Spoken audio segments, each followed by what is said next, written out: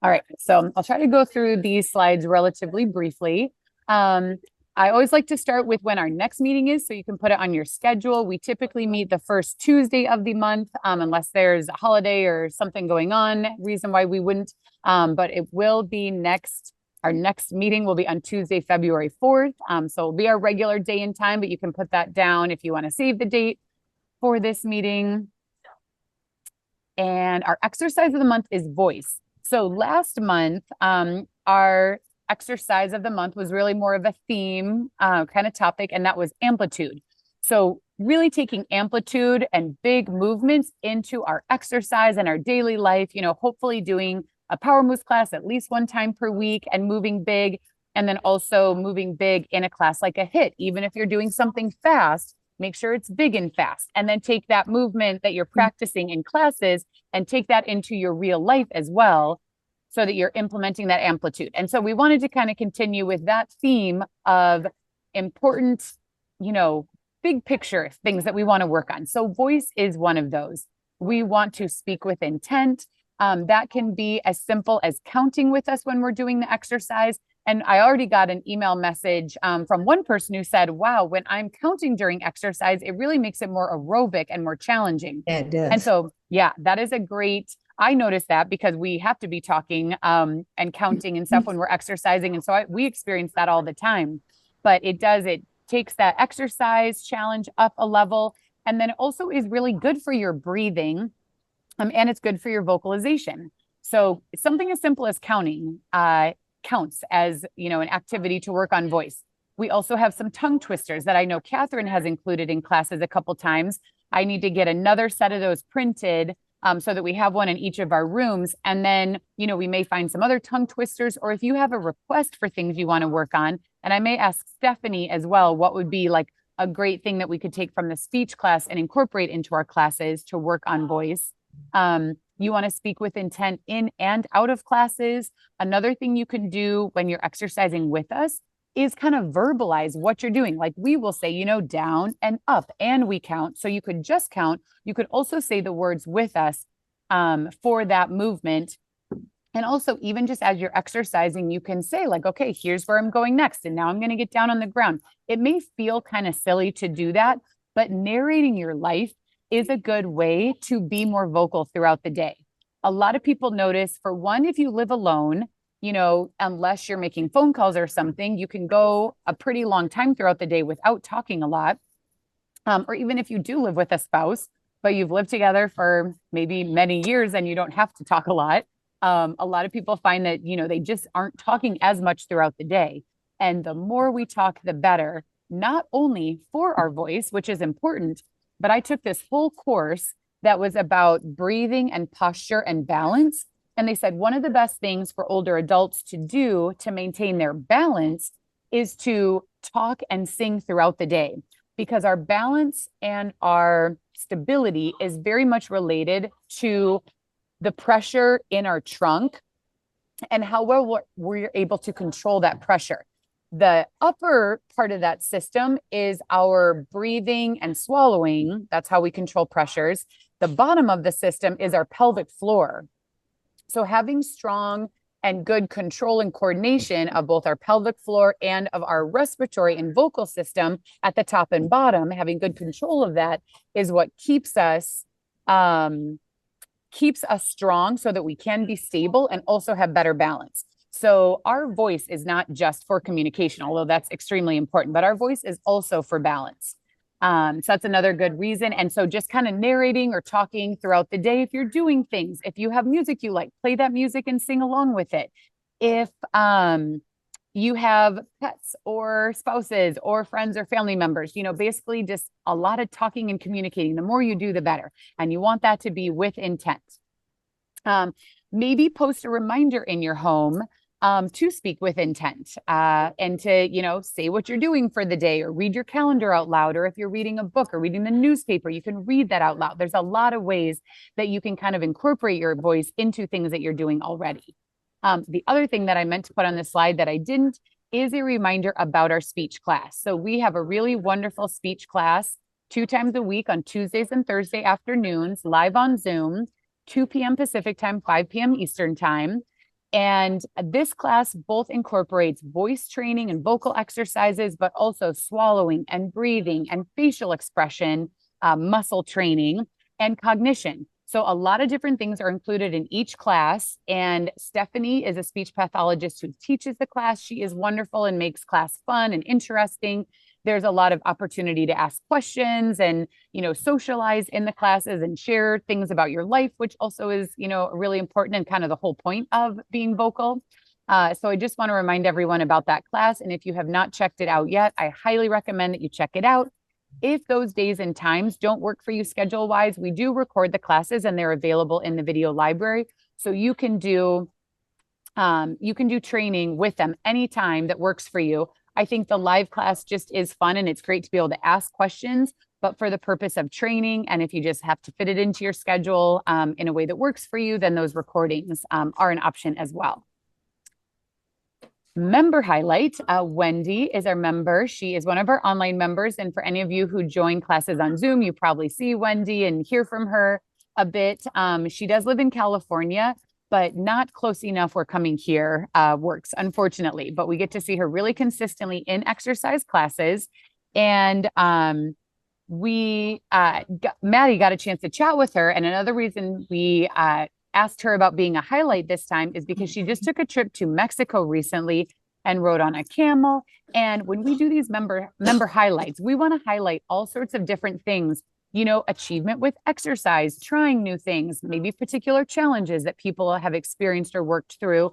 And then also things like traveling or other important aspects of life, because, we want people to know that just a diagnosis of Parkinson's doesn't mean that you have to stop doing things. You might do them a little bit differently. You might choose to go different places or travel in a different way than you did previously. But it's fun to, hear about other people's travels. Or if you don't really want to travel, but you want to just hear about other people's experiences and live vicariously through them, that is an option as well. So these member highlights, there's a couple places you can find them. On YouTube, we post these videos on YouTube. We post them in our video library on Vimeo, which is our main library where all of our exercise classes are. I send them out in the daily emails at the beginning of the month. We also send out a newsletter once a month that has kind of our monthly things.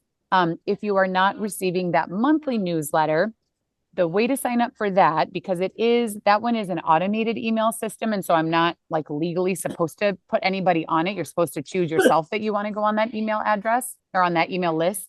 So you go to our website, roguept.com, and up at the top, it says, join for the monthly newsletter. And so you click that and put in your first name and email address, and then you'll start receiving our monthly emails, which kind of goes through and we summarize these exercise of the month, equipment of the month, schedule, any updates and things like that all in one place.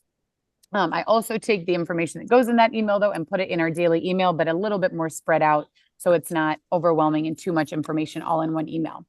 So it was really great hearing from Wendy, and we've gotten really great feedback from people that these member highlights are really fun to hear people's stories and experiences, and also get to know each other better. That's something that really fosters conversation before classes, after classes, or in speech class, talk about these things.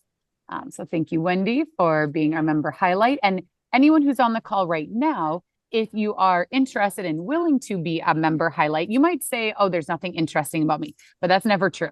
So your story, whether it is getting started with exercise, what you like to do for exercise, other things you enjoy in your life, how exercise supports you in doing those things. Those are all the things that we want to hear. We're all just regular people living our lives. And anything that someone is doing is interesting. We love to get to know people better. So if you have not been a member or a highlight before and you're interested or willing to be one, let us know. We'd love to chat with you on Zoom. And even if you have been a highlight in the past, but something new or different has happened, or you have like an update to share, we love to do that as well. I think Billy might be our only member who has done it twice. I think last summer we did a highlight, and then this year when she got her she shed built, her space for exercise, we did another update to see and hear more about that, because our space and our environment is super important for our exercise. So we really have to set ourselves up to be able to be successful, to exercise on a regular basis and enjoy doing it and having the space for it. So that was great to hear. Next, our research highlight for the month. So this is another article that is not a brand new article. There are so many exercise articles that I want to talk about for our research highlights. So I'm probably going to be going over these for a few months. But this one is another great one to read. It's not a super long article, but if you like science and research, this is a great one to read. It's also a great one to share with your doctors. If your doctor either says, oh, there's not that much research or exercise doesn't really matter and you want to change their mind, or if they are supportive of exercise, but you feel like they'd be interested in understanding even a little bit more about the science behind why exercise is beneficial, this is a great article for them. So this is kind of a review, not a randomized control study where they said, okay, we're going to, look at this type of exercise and we're going to compare people who do or don't exercise.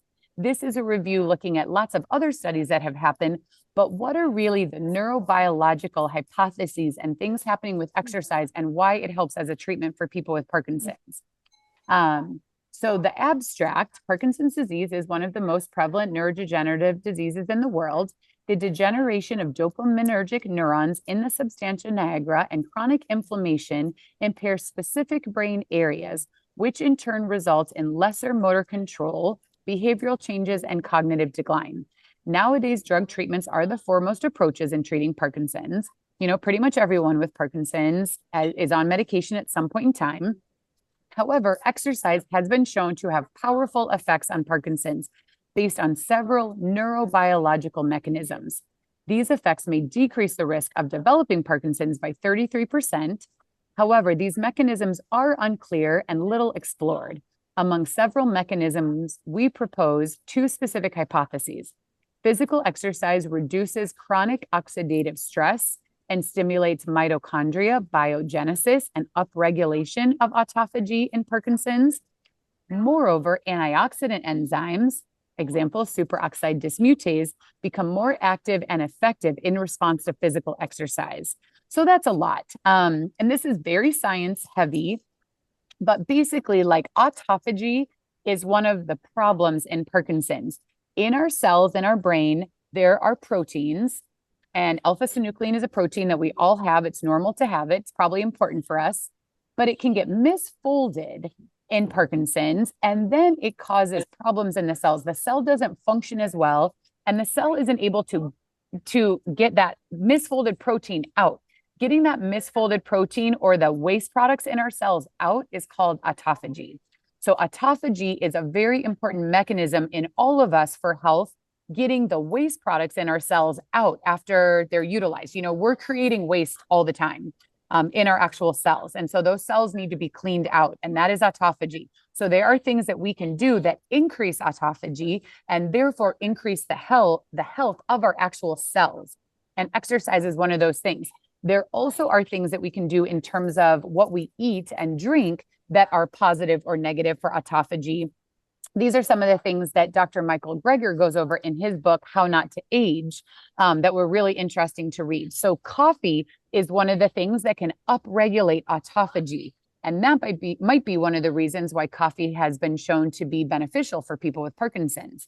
There are mixed results, and that is probably because dairy products in your coffee may take away the benefit. So having either black coffee or coffee with maybe a plant-based creamer, like making a cashew-based creamer like I do, or coconut milk or something like that is probably better for you. But anyways, autophagy is important. I think we all have heard of chronic oxidative stress and know that that is not good for us. And so exercise being able to reduce that chronic oxidative stress is going to be helpful. And then mitochondria biogenesis. So mitochondria are the powerhouse, of our cells, creating energy. If those aren't functioning as well, our cells don't have enough energy, and we are not going to have enough energy. But exercise can stimulate biogenesis, so helping those mitochondria function better. So I know this is, even for me, and I really like science and research, but this is a little hard for me to read and understand. The main takeaway is to understand that exercise is good for our bones, our blood flow, our heart, our lungs. It also is actually doing things at the level of our cells in our brain, which is pretty cool. The second hypothesis they have is that exercise stimulates neurotransmitter such as dopamine production and trophic factors. So BDNF, GDNF, and these are like fertilizers for our brain. So they help our brain function better. So exercise helps us synthesize more of those neurotransmitters and trophic factors. And since this review was published in 2015, there have been quite a few studies that have been published since then supporting this fact. These neurochemical phenomena promote neuroplasticity, in which turn decreases death of the cells, which is neural apoptosis, and may delay the neurodegenerative process. So, if your kids start exercising in midlife, they may be able to reduce their risk of getting Parkinson's. If you were very active in your midlife, you probably pushed back the time when you got symptoms, you probably pushed it back further than it would have been without all that exercise. And now, even with a diagnosis like Parkinson's on board, you can still do things to help your brain function better and be healthier, and likely really be able to slow the progression of Parkinson's over time. And this is happening at the cellular level as well as in the chemical functioning of our brain. This picture kind of shows that, and they're showing that aerobic exercise and then functional strength training are some of the best things that we can do that increases our trophic factor synthesis. It's helpful for mental health, which is one of the most important parts of our health. And you could be pretty healthy physically, but if you have depression or anxiety that prevents you from wanting to do things or go out, overall, that is going to affect your health long term. And most people with Parkinson's experience some anxiety or depression at some points in, the life with Parkinson's, whether that's from the diagnosis and receiving that and coming to terms with how that affects your life, or whether it's the chemical changes that occur with Parkinson's. But mental health is one of the most important things for all of us. And I think we all are pretty aware of that now, but there isn't as much of an emphasis on how much exercise is beneficial to our mental health. So that's really important. And then the better we feel and the better our mental health is, the more active we are and participatory in our lives and with our families and our friends. And then we start to have this really positive cycle instead of a negative cycle that can occur otherwise. So the chronic effect is genesis, so neurogenesis, making new nerves, making new blood flow for those nerves, and increasing the synaptic connections between our nerves. And all of those are important in their own way. This has to do with that oxidative stress. So when we exercise, that can help increase the H2O2, which reduces oxidative stress, helps our mitochondria function better, actually helps at the level of transcription and translation of our DNA. And there's a chronic response to oxidative stress that it helps with increased antioxidant enzyme activity. So the way they explain this whole image is that exercise stimulates muscle tissue to produce trophic factors. I'm going to hit mute really quick. There's no background noise for the moment. So exercise stimulates muscle tissue to produce trophic factors and improve physical health. Trophic factors maintain neurons healthy neurons, increase neurotransmitter synthesis, and leads the brain to produce new neurons, vessels, and glial cells, neuroplasticity, promoting the maintenance of mental health. Exercise also produces ROS, such as H2O2, which in small amounts increases this activity. I don't even know exactly what that is. Subsequently, CREB, that has to do with our mitochondria, that interacts with DNA, increasing transcriptional factors that enhance mitochondrial biogenesis and antioxidant enzyme activities, such as superoxide dismutase and glutathione. So what this means is that exercise is doing so much for us that it is barely explainable, all the different ways that exercise helps us. And there is probably never going to be a treatment that is a drug or a pill or a surgery that does everything that exercise does for us. It probably will never happen. So that is, let's focus on the exciting aspect of that, in that there is a treatment that we already have access to right now that can impact us in all of these ways. And it's just a matter of setting ourselves up for success in doing it, and getting help when needed, help and support. So that is what I wanted to share in that article. I know it's a lot. So let's see, was that yesterday in the daily email? I posted the video that I made, basically kind of summarizes the same thing I just did here. And I also included a link to that article, which you can download if you want to read it yourself.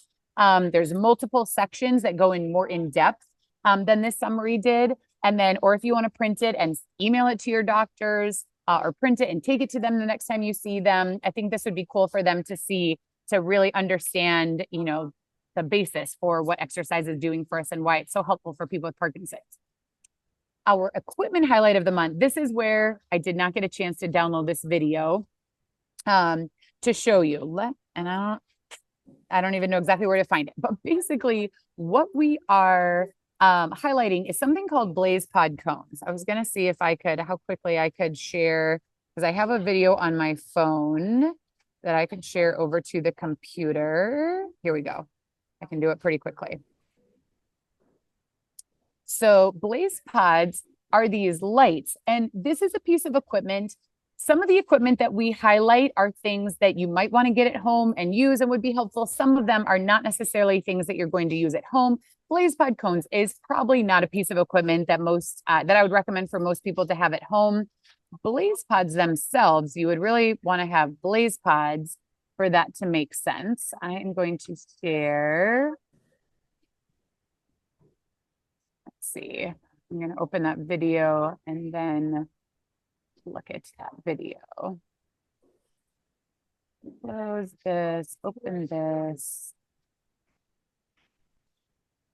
There. Okay.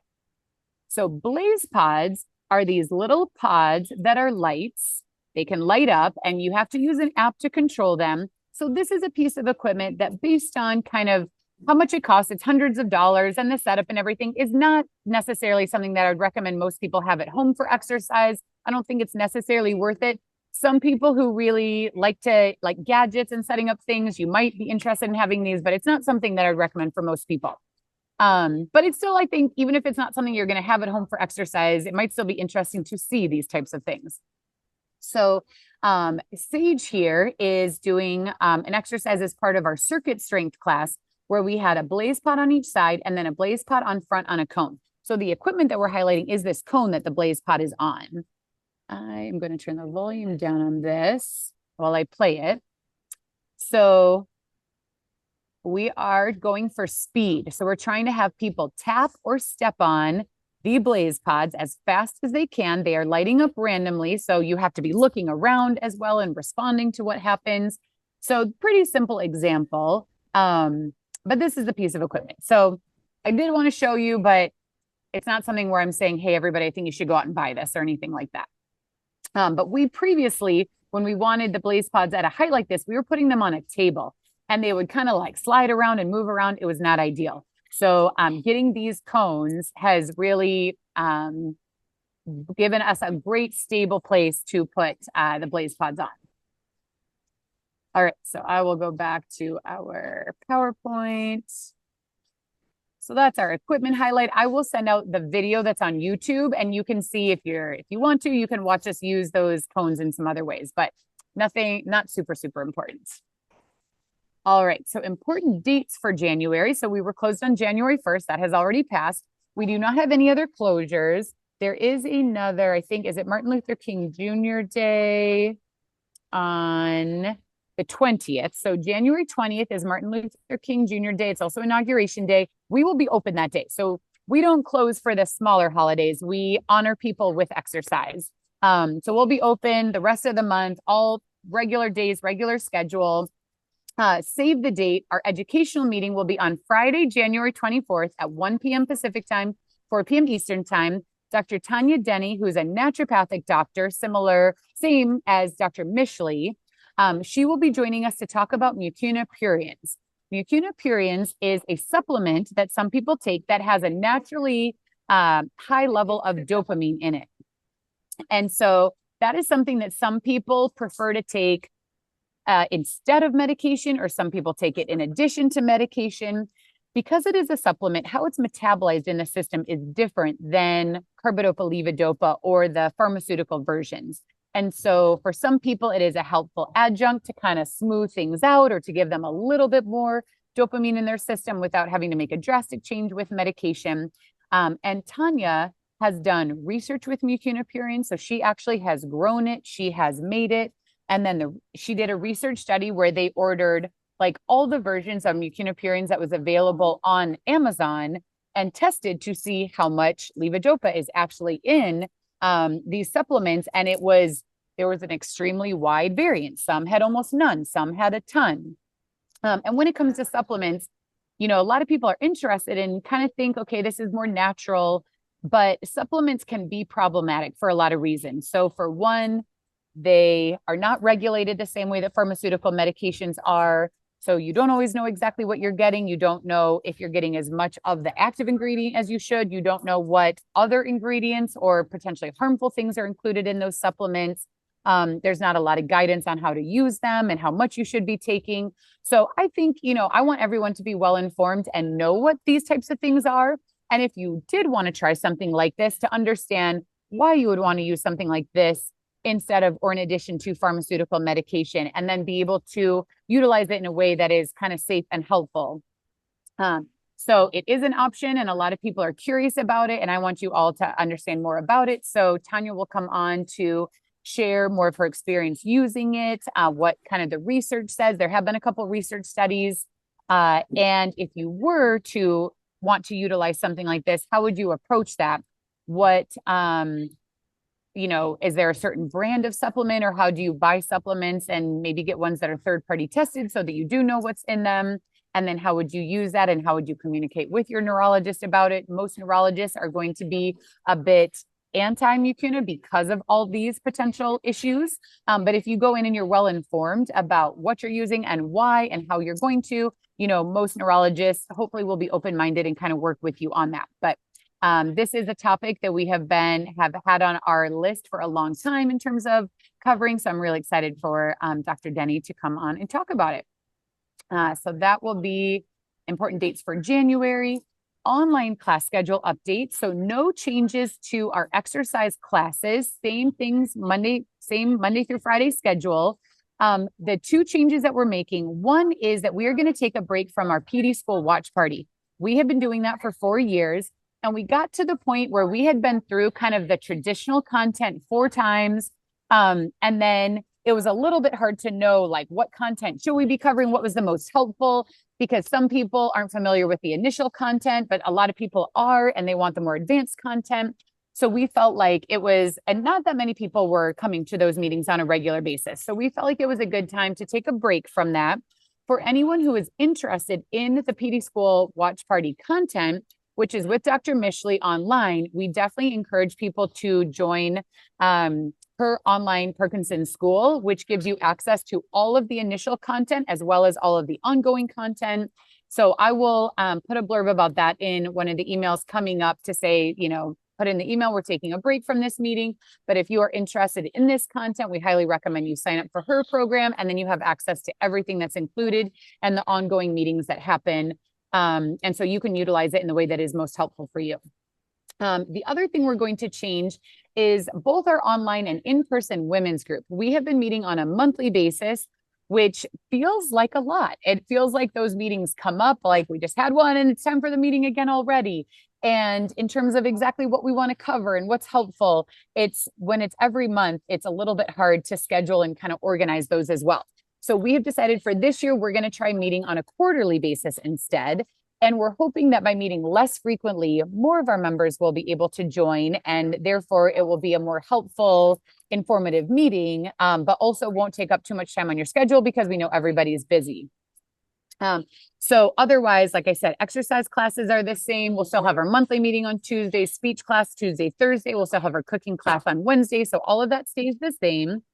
For the online women's group, we're going to meet quarterly, the second month of each quarter on the second Wednesday of the month. So I will put this out in an email, and I probably will also put this on our website somewhere so that if you wanted to refer to it, you could. But ideally, you save these dates.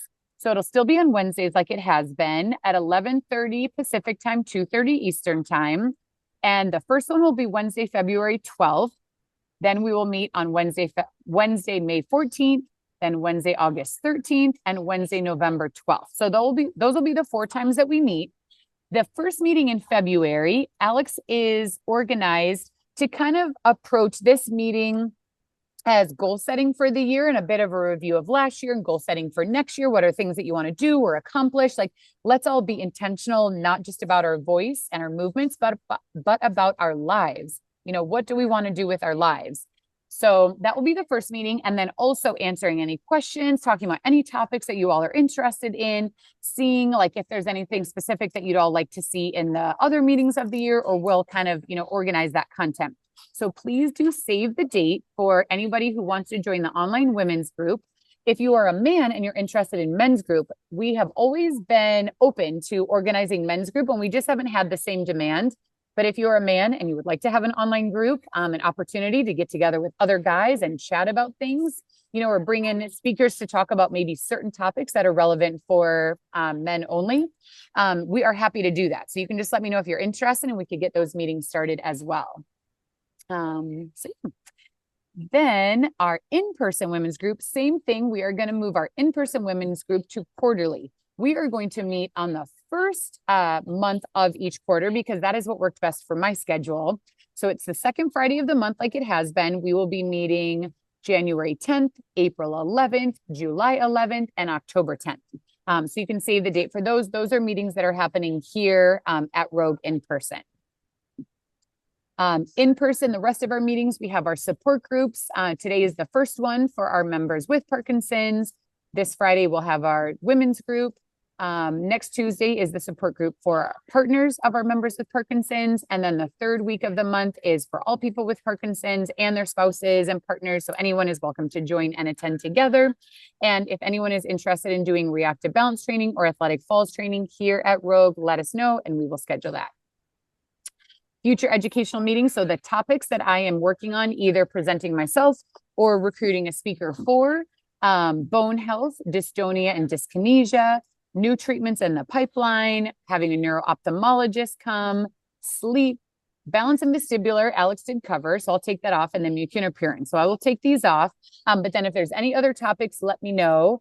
And I am going to probably work on, I was in touch with, I wasn't in touch. I sent emails to some people and did not hear back. So I'm going to follow up. If you have a neuro-ophthalmologist or a neurologist that focuses on sleep or different things, especially since our educational meetings are online, if you had someone local, but they might be interested, you can always share that resource with me. And so I'm going to be working on that now that we're in the new year, kind of working on the schedule for our monthly educational meetings and our topics. So let me know if there's anything else you'd like to see. I also have an exciting person who's going to come meet with us online in February is a gentleman named John Ball. So he is someone, he had first had symptoms of Parkinson's in his late 20s. It took him a long time to get diagnosed because this was 50 years ago. He's in his 80s now. And so Parkinson's was not on anyone's radar. He finally was diagnosed in his late 30s, started taking medication, felt immediately better. And had been a runner, like a cross-country runner in high school. And so he started running again for exercise. And then he went on to run like 25 full marathons, over 50 half marathons. He's done an ultra marathon. And so he is an example of someone who's been living with Parkinson's a very long time, who has been exercising a lot throughout those times. He also has had ups and downs in his life, though. He's had a back surgery. He's had other, bumps in the road that have been setbacks for him, where he maybe couldn't exercise for a while, or it took, a while to get back to where he had been before. So he is just someone who has a lot of wisdom and a wealth of knowledge living with Parkinson's and exercising with Parkinson's. I met him when I was in physical therapy school, and he inspired me to run my first full marathon. And it has been very inspiring to our members locally. And I saw him at a meeting beginning of December and said, hey, will you come, in person and meet with our members? And then will you also join us online on Zoom? So he will share, a bit about his life and experience. And then I have kind of questions and prompts and things I want him to talk about. And we will also open it up to all of you to ask questions as well. So the kinds of things I like asking him about is saying, over the years, what symptoms have you experienced? Because when I've seen him speak previously, he's talked about how He had dystonia at one period of time and it was very bothersome, but it got better. And he's had a change in his feature swallowing, but it's gotten better. So I think it's really important to hear, just because you have a new or different symptom doesn't mean you're always going to have that symptom or that it's going to get worse. I think a lot of times people think, okay, this new thing is happening and it's just going to get worse from here until the end of my life. And that is not true. Things come and they go and things change over time. And sometimes they do get worse, but they also get better. And hearing that from someone is really important. So that and his experience with exercise, how has he pushed himself? How has he achieved these things? How did he need to medicate to be able to achieve those things? When he runs marathons or does long training runs, he needs to take more medication than on a normal day. So I think that's important to hear about. The other thing that was cool when I saw him in December that he shared with everyone is he started taking Sinemet when he was 39. So that was over 40 years ago. And he said when he started taking Sinemet that his doctors told him this is only going to work for 5 years. And he said that is absolutely not true. That is still the medication I'm taking and it still works for me. So he has been on different formulations of carbidopa-levodopa. So he has taken the regular, Sinemet or carbidopa-levodopa. He's been on Stalevo that has a little bit of a booster medication in it, Comtam. And now he is taking Rytary, and that's the best version of carbidopa-levo for him now. But I think it's just cool to hear that after 40 years of taking the medication, it still works, because there's a lot of misinformation out there saying like, oh, it's going to stop working for you or not work as well. And it does change how it works, but it doesn't stop working when you have Parkinson's. And when you exercise, that really affects your ability for medication to keep working well for you, because it helps your digestion stay better. Your digestion is critically important for the medication because that's where it's getting absorbed. So there's just a lot of factors, and hearing from him, I think is the best. Hearing from the person who has lived with it and experienced all these things. I love to share stories about him that I've heard, and I think that's inspiring, but hearing it directly from him. So he will be joining us in February. I'm not 100% sure if that will be our educational meeting. I think in February, we might have 2 meetings. We might have one with him and then also have an educational meeting on a specific topic. But I'll work on the schedule for February soon. So now is the time that if anyone has any questions, anything to discuss, if you have any requests for the membership, if there's anything that you would like to see in the membership, please let me know. If you're watching this recording, you can send an email to me at claire@roguept.com or respond to the daily emails to ask that question or make the request. And otherwise, I'm going to stop the recording and open it up to anyone who is on the call right now.